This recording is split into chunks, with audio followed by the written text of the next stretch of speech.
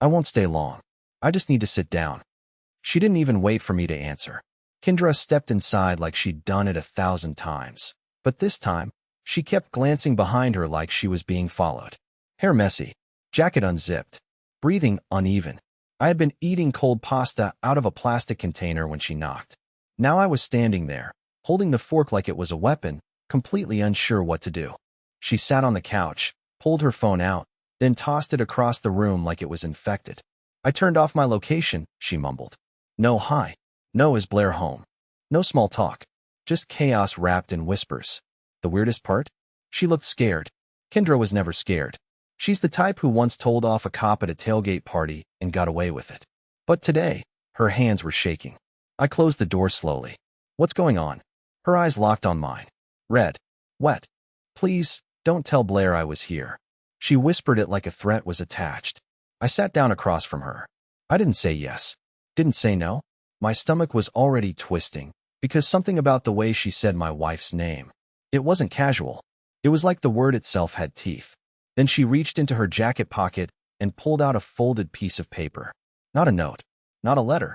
It looked like a printed document, creased, slightly damp, and trembling in her grip. She placed it on the table between us like it might explode. You're going to read this, she said. And once you do, you'll finally understand who Blair really is. I stared at the paper. My ears were ringing. And just as I reached for it, she stood up. I can't be here when you read it. I'm sorry. She walked out. No goodbye. No explanation. Just left me there. In silence. With a document that would detonate everything. I didn't touch the paper for a while. I just stared at it like it might catch fire on its own. There was something alive about it. Not in the literal sense, obviously, but in the way it seemed to hum with danger. Kendra's hands had been shaking. Her voice cracked. That wasn't some drama stunt. That was fear. Real fear. Eventually, I unfolded it. Just once, carefully, like any sudden movement might tear it in half and destroy whatever truth it carried. It wasn't a letter. It wasn't a confession. It was a contract. A printed, signed, time-stamped non-disclosure agreement, dated almost 2 years ago. My wife's name, Blair J. Corwin, was at the top. Her signature was at the bottom, right next to a man's name I had never seen before, Dr. Ashton Vexley. I had to read the damn thing 3 times just to make sense of it. At first glance, it looked like corporate legal gibberish, confidentiality clauses, indemnity waivers, arbitration terms. But then, buried in the middle, came the kicker. The involved parties agree to withhold disclosure of private meetings, travel arrangements, and financial transactions, including but not limited to payments for services rendered at private retreats. I could barely breathe. The language was sterile, but the implications weren't. What kind of retreat needs legal silence? What kind of professional agreement requires this kind of secrecy between my wife and a man I've never heard of? I felt my stomach drop into my knees. I grabbed my phone and opened Blair's Instagram. Scrolled back. 2 years ago, she had gone to a wellness conference in upstate New York. I remember it because she came back different. Happier, somehow, but disconnected. Her hugs got shorter. Her kisses felt more like habits. And at the time, I thought maybe it was me. Maybe she'd seen something at that retreat that made her rethink our life. Now I knew better. It wasn't about self-discovery. It was about hiding something from me. I sat there for what felt like hours, piecing together old memories like evidence at a crime scene. The late-night texts she never let me see. The times she came home wearing a new dress I'd never seen before, saying it was a gift from a client. The sudden weekend trips. The guarded phone calls where she'd step into the hallway with a weirdly cheerful, "Hey, yeah, I'm alone now." I'd been walking through a forest fire in the middle of the night, calling it warm air. Eventually, I called Kendra. Straight to voicemail. I texted her. "You dropped a bomb on my life. You don't get to vanish. Call me." No response. But 10 minutes later, a different number texted me. No name. No profile photo. Just a message that chilled every bone in my body. "If you keep digging into Blair's business, you won't like what you find. Leave it alone. For your own good." I sat there, phone in hand, mouth dry, heart racing. Who was this? How did they know I had the paper? How did they get my number? And more importantly, what the hell had my wife gotten involved in?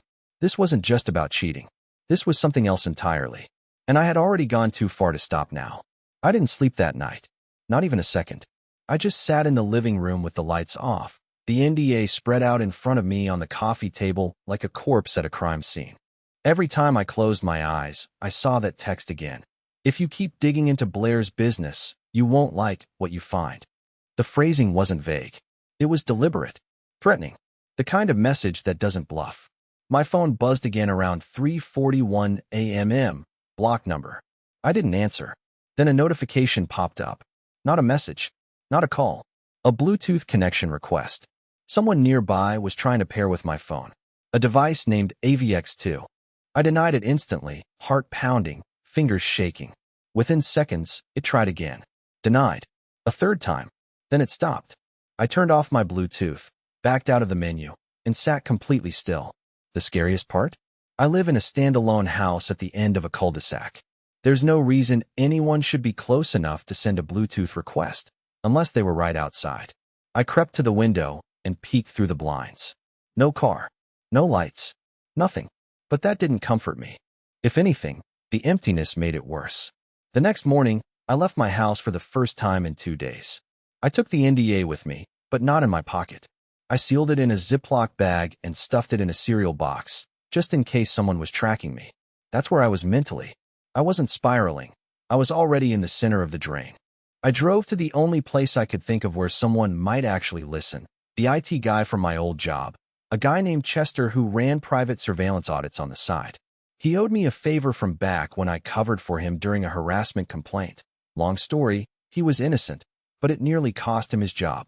He worked out of his garage now, 3 monitors, blackout curtains, and a paranoia that made me look like an optimist. When I showed him the text and told him about the Bluetooth request, he frowned. Not like he was confused, like he was already connecting dots I couldn't see. "Did you open the PDF on your phone?" he asked. I hesitated. "Yeah." He didn't respond right away, just spun his chair around and tapped furiously on his keyboard. If whoever sent that file had embedded metadata tracking, they'd know the moment you opened it. Time, device, IP address, even rough location. Especially if it was created by someone who works in corporate data security. I stared at him, but it was just a printed copy. He raised a finger. "You think. You don't know how many copies exist. You don't know who printed it. And more importantly, you don't know how long you've been watched." The words hit like bricks. I suddenly felt naked. He looked over at me again. "And let me guess. Blair's out of town?" I nodded. "Supposedly in Cincinnati." Chester shook his head slowly, then opened another window on his monitor.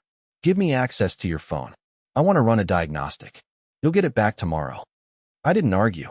Then I asked the question that had been crawling up the back of my throat since the moment I saw the NDA. "Geez, this guy? Ashton Vexley. Ever heard of him?" He stopped typing. His fingers hovered over the keyboard like they'd gone numb. Then he slowly turned toward me. "You don't know who that is?" he asked carefully. I shook my head. He blinked twice. "Howard. Ashton Vexley's not just some guy. He's a behavioral manipulation specialist. Former government contractor. He disappeared from public work in 2017 after a whistleblower accused him of running off-book human trials in Arizona." I swallowed hard. "What kind of trials?" Chester leaned back in his chair. "The kind that don't make the news unless bodies are involved." By the time I left Chester's garage, I felt like I was walking on a movie set where everyone knew the script except me. I drove aimlessly for over an hour, the NDA still hidden in its cereal box on the passenger seat. My hands wouldn't stop shaking. I didn't even realize I'd driven back to the house until I pulled into the driveway and stared at the front door like it was a stranger's. But when I got inside, Blair was already home. No warning. No text. No flight landed early. Nothing. She was sitting on the edge of the bed, legs crossed, scrolling through her phone like she hadn't just dropped a live grenade into my existence. She looked calm, rested. Even her suitcase was already unpacked and stashed neatly in the closet, as if she'd been home for hours. "Hey, baby," she said without looking up. "You feeling better?" I stared at her from the doorway, unable to respond. My voice had been replaced by static. She finally glanced up and smiled, and for the first time in a very, very long time, I actually saw it, the performance. That smile wasn't warmth. It was maintenance. Like a well-rehearsed line in a play she didn't even enjoy performing anymore. Every word she spoke after that felt like it had been workshopped in advance. Her casual tone, the fake concern, the effortless switch to questions about groceries and whether I wanted Thai or sushi for dinner. That's when it hit me. Blair wasn't just lying. She was trained to lie. Everything about her, her body language, her tone, her perfectly measured pauses, was textbook manipulation. And now that I knew to look for it, it was everywhere. In the way she tilted her head when I spoke. In the way her voice rose slightly when she played innocent. She wasn't just deceptive, she was skilled. I told her I was tired, that I needed to lie down. She didn't argue. She just kissed my forehead and went downstairs to pour herself a glass of wine, humming to herself like a woman who had never broken a single promise in her life. I waited until midnight. When I was sure she was asleep, I snuck downstairs and grabbed her laptop. I knew her password. She never changed it. It was still Vermont 2016, the place we honeymooned. Ironically nostalgic. But what I found wasn't nostalgic. It was soul-rotting. She had a separate user profile. Hidden. Password protected. I tried the usual. Our wedding date. Her birthday. Her mom's maiden name. Nothing worked. But then, on a whim, I tried AVX 2017. Access granted. What I saw inside that profile made my blood run cold. There were encrypted files I couldn't open. But there were also videos. Dozens. Maybe more. Labeled only by location and date. One of them caught my eye immediately. A folder called WLD Retreat Phase 2. Inside were 4 videos. I clicked the first. It was footage from a dimly lit room.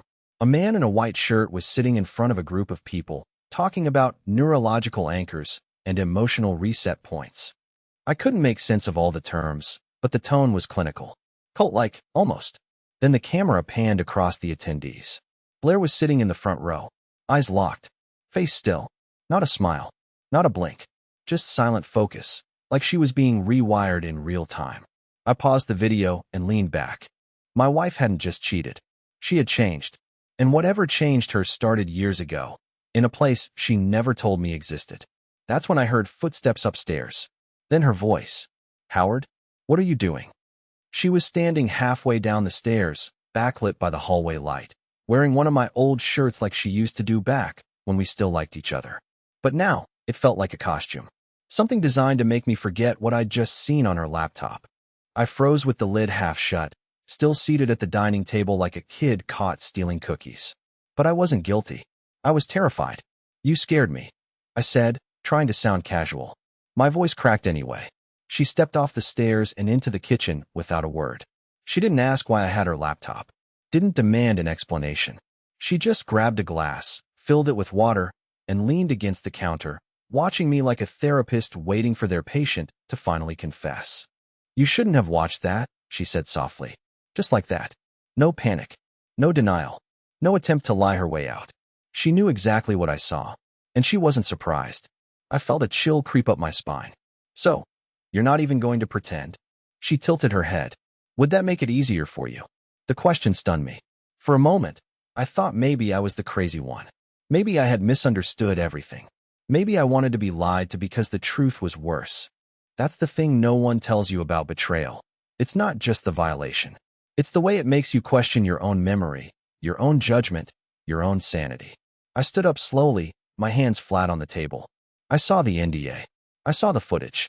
I know about Ashton Vexley. I know what you did. What you're still doing. She didn't flinch. Instead, she took a slow sip of water, set the glass down, and walked closer. Not fast, not threatening, just calm. Measured. Like she'd rehearsed this too. Howard, she said gently, placing a hand on my shoulder. You think you know, but you don't. You're piecing together fragments and drawing your own horror movie out of it. I'm not stupid, I snapped. She smiled sadly. I never said you were. You're just looking at the wrong parts of the story. That line hit me in a way I can't explain.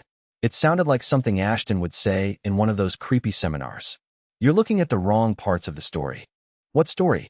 Whose? Tell me the truth, I said. Just once. Why did you sign that NDA? What were you doing at that retreat? And who the hell are those people? Her expression shifted just slightly, almost imperceptibly, a tiny flicker of calculation behind her eyes. Then, finally, she said something real. I was lost, Howard. For years. I was bored. Numb. Numb with you. Numb with everything. I felt like a mannequin in my own life. And then I found something that made me feel alive again. Something bigger than me. I backed away. So you joined a cult? She laughed, not cruelly, just exhausted. That's such a weak word for something this complex. Does it involve sleeping with other men? Silence. My hands were shaking again. Just say it, Blair. Her voice dropped to a whisper. It wasn't about sex. It was about control. About rewiring who we are. I needed it. And I didn't. I shouted. You don't think I was numb? You don't think I felt invisible in this house? You were, she said. But you were content with being numb. I wasn't. That broke me. Not because it was cruel, but because it was probably true. But then she said something I'll never forget. Not for as long as I live. You were never supposed to find out. That was the deal. I was going to leave clean. Quietly. I had a timeline. And you ruined it. I stared at her in horror. You were planning to leave me? She nodded once. Slowly. The right way. With distance. With dignity. Before it got messy. I laughed bitterly. It's already messy. And then, like she'd flicked a switch, she stepped back, looked me in the eye, and said it again. Calmly, coldly. You shouldn't have watched that. And just like that, she went back upstairs. I stood in the kitchen, mouth dry, shaking, half wondering if I'd imagined the whole conversation. And yet the silence that followed was louder than any fight we ever had. The house didn't feel like home anymore. It felt like a trap. And Blair? Blair wasn't my wife anymore. She was something else entirely. The morning after our confrontation felt like waking up inside a stranger's dream. Blair was already gone. Again. No note. No call. No explanation.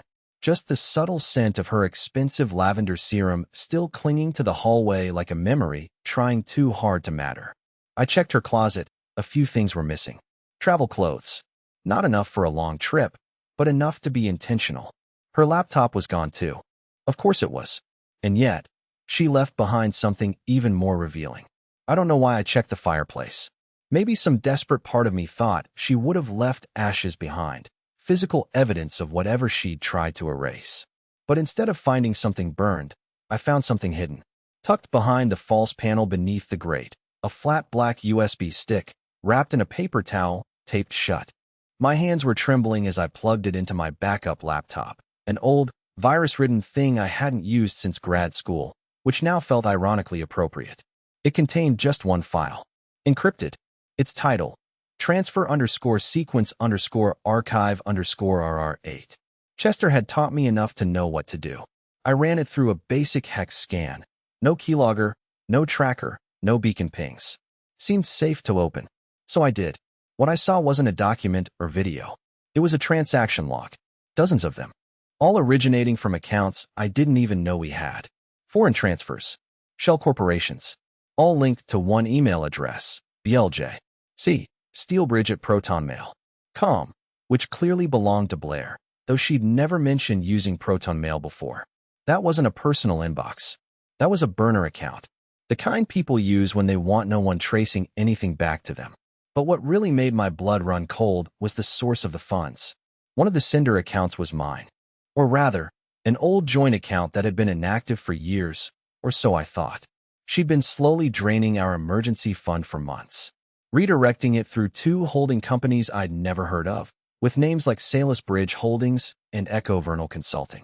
There was no paperwork, no record on our taxes, just silent theft, masked behind fake expenses and digital shadows. The money was never ours. It was hers, and she'd been building an escape fund right under my nose. I sat back, stomach sick, pulse hammering in my ears. There was no denying it now. Blair hadn't just been unfaithful or emotionally distant. She was executing something far more deliberate. She was preparing to vanish. And I had no idea how close she was to doing it, or how many steps ahead of me she still might be. Then, as if the universe wanted to rub it in, my email pinged. Not my personal email, my old one. A Gmail account I hadn't checked in years, mostly junk, the digital graveyard of job alerts and forgotten subscriptions. The subject line said, Howard, you were never supposed to trust her. But you also shouldn't trust me. No sender name. Just a string of random characters.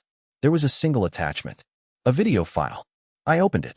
It was dark, grainy, shot from behind a cracked windshield, like someone was filming from a car parked across the street. The timestamp was from 2 weeks ago. The footage showed Blair standing outside a building. Not her office, not our house. She was hugging someone, then kissing them. But it wasn't the man I expected. It was Kendra. For a few seconds, I just stared, disbelieving. Then Blair handed Kendra something, a small envelope.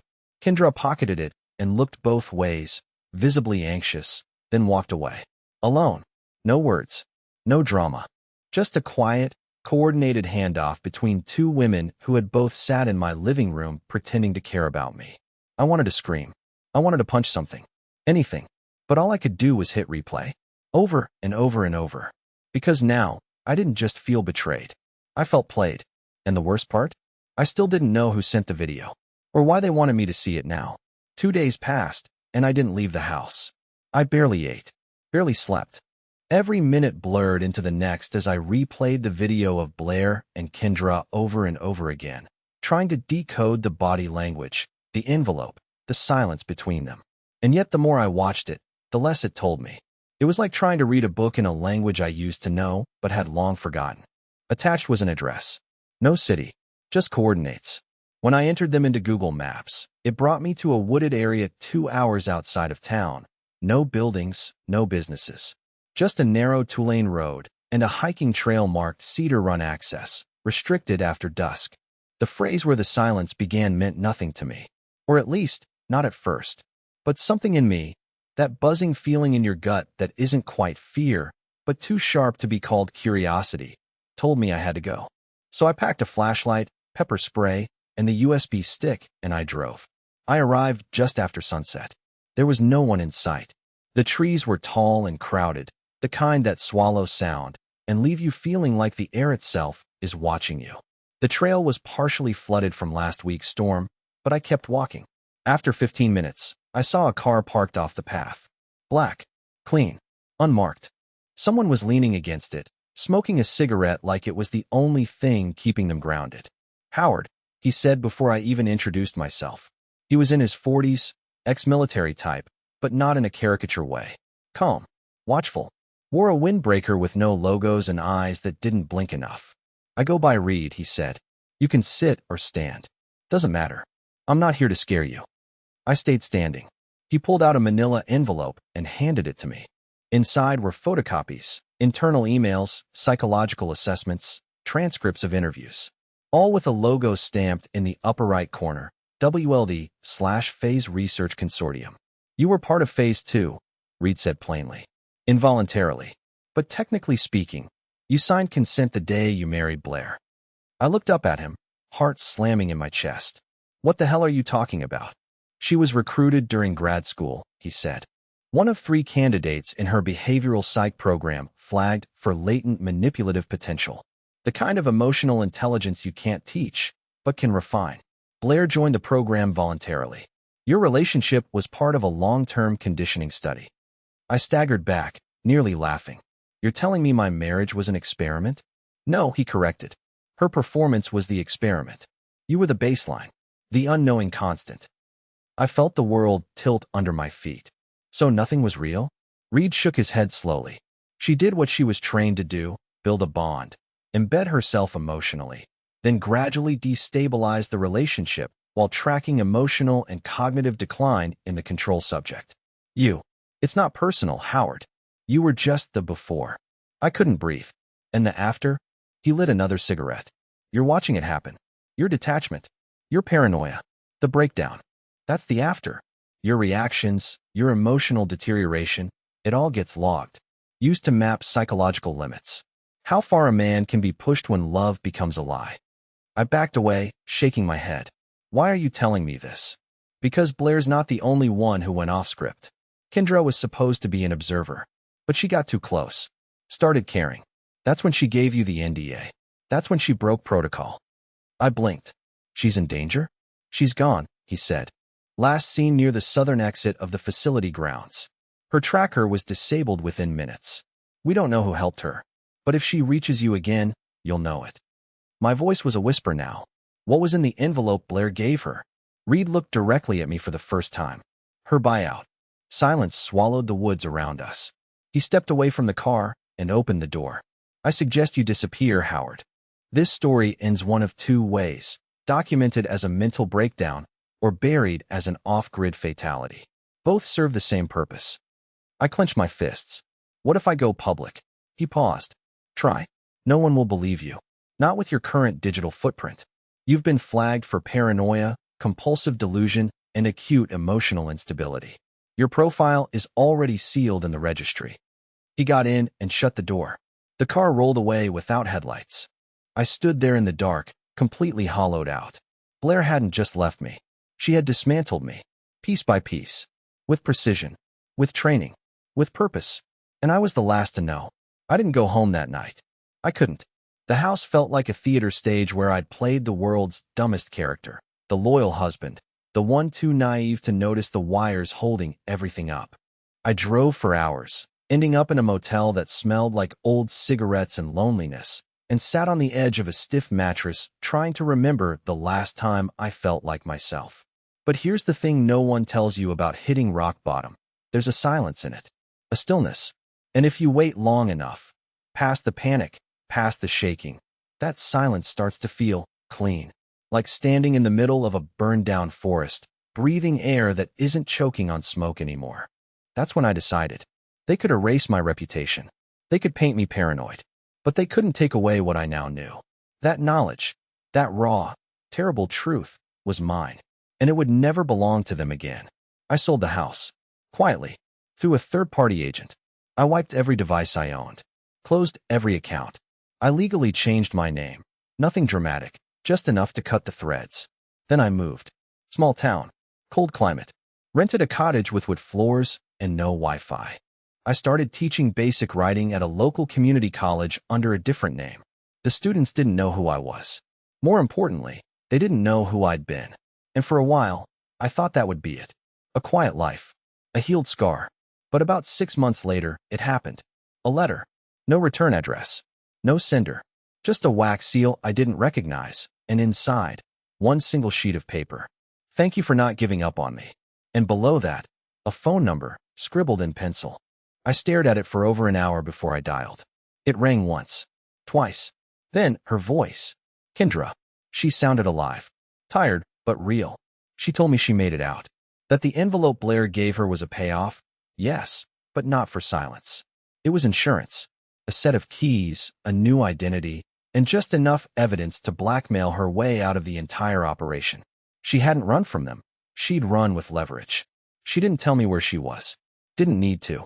I could hear it in her voice. She was safe. Free. And then, just before hanging up, she said, "You were never supposed to be one of us, Howard. But you were the only one who saw through it all. That's why you survived." And just like that, she was gone again. But this time, I wasn't angry. I wasn't broken. I smiled. Because for the first time in a very, very long time, I wasn't watching my life happen. I was living it.